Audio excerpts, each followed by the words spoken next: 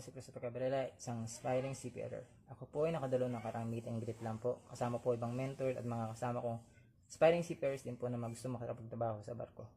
Ako po ay magbibigay ng aking entry para po sa buhay sa cruise ship scholar na mabibigyan po ng libreng training upang aking po may pagpatuloy ang aking nasimulan at maisakatuparan po ang isa sa mga kahilingan ng aking yumawang ama na nagdiriwang din po ng kanyang kaarawan ngayong October 25 na isa po sa aming 7 magkakapatid makapagtrabaho po sa barko.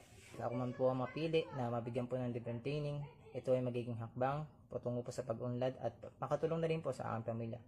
If ever na hindi man po ako ang mapili, ako po ang magpapatuloy sa aking tinatahak na landas at ilang beses mong matapa sa hamon ng buhay, patuloy ito rin po akong babangon. Kahit mapagod man po, ako po ay hindi titigil. Mapagod lang po magpapahinga pero hindi po susuko. Sa mga po katulad ko na nagbigay ng entry, ngayon pa lang po ay congratulate ko na po ang lahat na bawat isa po sa atin na ngayon pa lang po nabigyan tayo ng chance na